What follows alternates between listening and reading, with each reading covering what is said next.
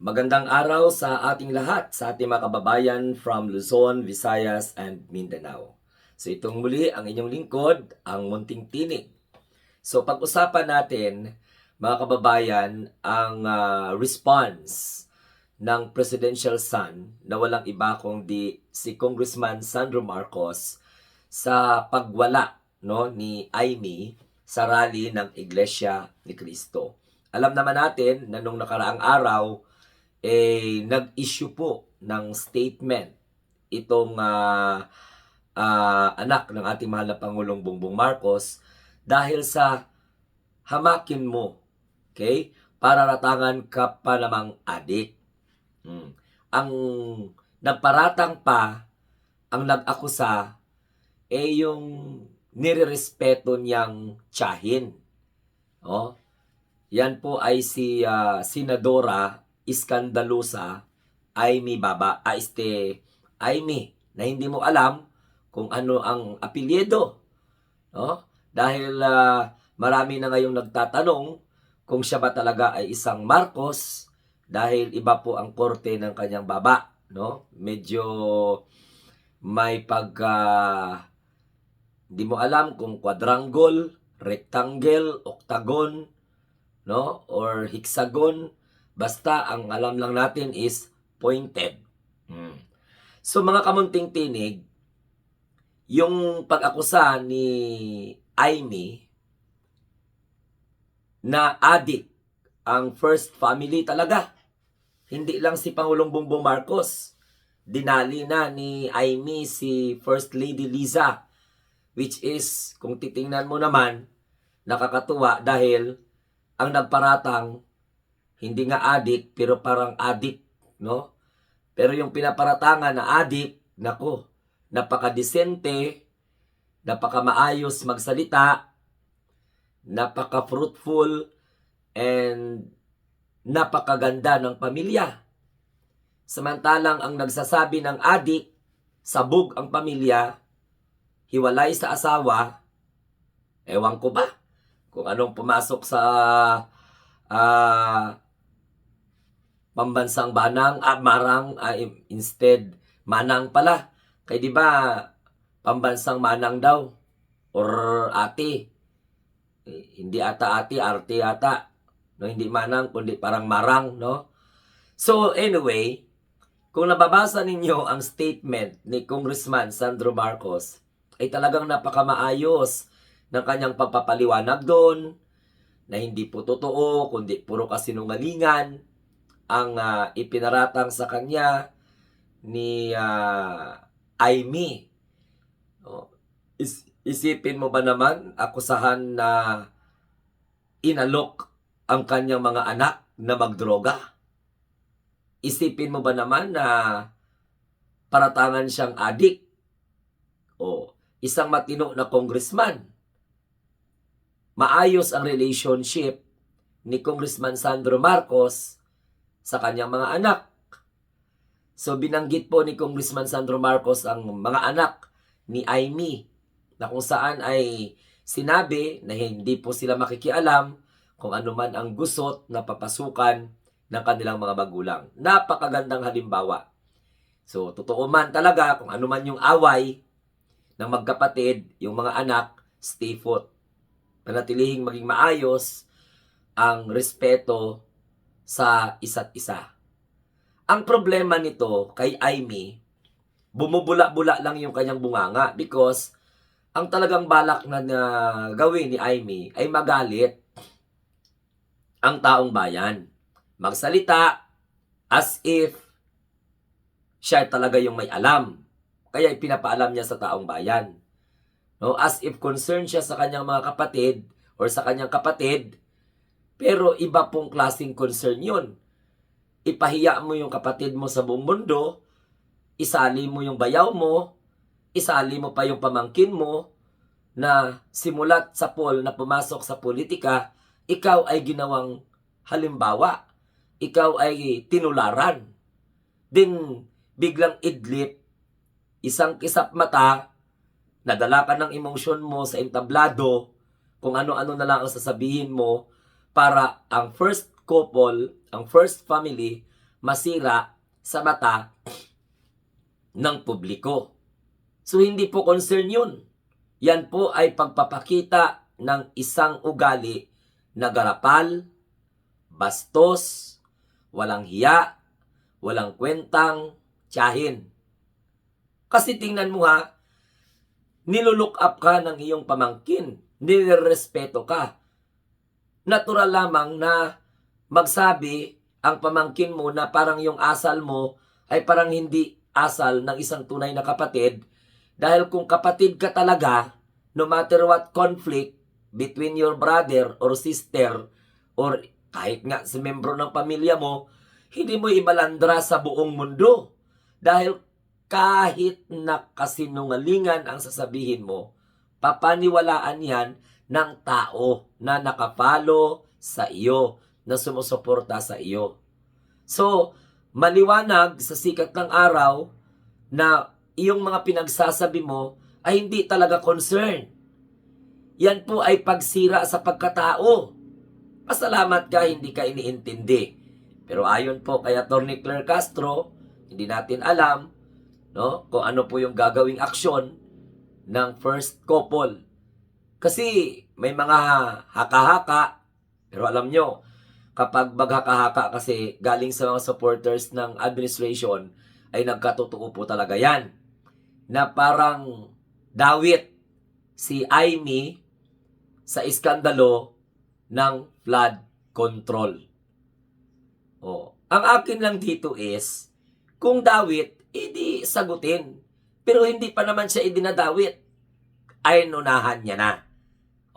Kasi nga, ang Pangulong Bongbong Marcos ay nag-announce sa publiko na baka hindi na po aabot ng Pasko, mayroon po talagang held liable. And at the same time, accountable. So, in a conflict between Amy and Sandro, nagsalita lang si Congressman Sandro for the very, very first time. Ang sabi ng Batang Marcos, ito na yung una at hulikong pagsasalita tungkol po sa issue na ito. Kasi siyempre, klaro niya rin din ang kanyang sarili. Kasi kung i-defend niya ni Congressman Sandro Marcos ang kanyang sarili, mas masasaktan niya yung kanyang tiyahin. So, mayroon pa pong hold back si Congressman Sandro Marcos. Hindi niya pa tinutodo. Pinapaalam niya lang na yun ang kanyang first and last statement with regards sa issue. Ginawa lang ni Congressman Sandro Marcos ang kanyang part para naman hindi maging mukhang totoo yung kasinungalingan ni Amy tungkol po sa kanya na gumagamit siya ng drugs. So, at adik ang kanyang nanay at saka tatay. Kasi lahat talaga sila adik. Meron bang adik na pamilya na ganon? Kusantisima. Ang sinusuportahan nga ni Amy, tingnan mo ha, hindi nga siguro hindi ko nakatikim ng drugs pero mukhang adik. Ikaw nga, tingnan mo, nagsasalita ka nga sa entablado. Kung ano ka lang, parang kulang na lang rehabilitation certification na na-rehab ka.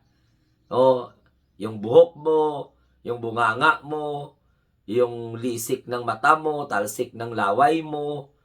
Parang sobra pa sa adik. Now, balik tayo. Nung sinabi ni Congressman Sandro Marcos na ang inasal ni Amy, sigurado wala naman sigurong conflict kay Amy at saka kay Congressman Sandro. Para bakit idamay mo? Ngayon, ganito. Sinabi ni Congressman Sandro na ang asal ni Amy ay parang hindi tunay na kapatid. Aba, ni-raise up ni Amy, tralala, yung issue na kinu-question daw ni Congressman Sandro ang kanyang pagkakakilanlan, ang kanyang pagkatao, kaya ni-raise niya po yung issue ng DNA. Magpa-DNA daw si Congressman Sandro, si Amy, magpa-DNA daw siya para mapatunayang kapatid siya o pamilya siya, pero magpa-hair follicle muna. Anong klase? Gaga ba si Amy? Mantakin mo, nirespeto ka. Napakakapal naman ng mukha mo na magsabi na adik ang pamangkin mo, adik ang kapatid mo, samantalang yung sinusuportahan mo, lumalabas pa yung dila sa social media.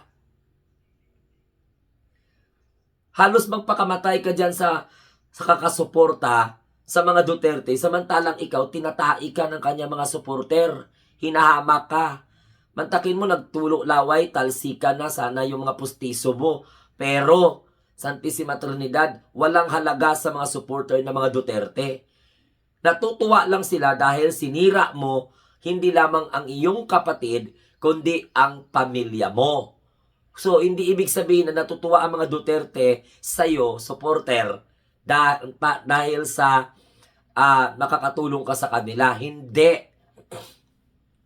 Itchapwera yung ginagawa mo sa mga Duterte supporter.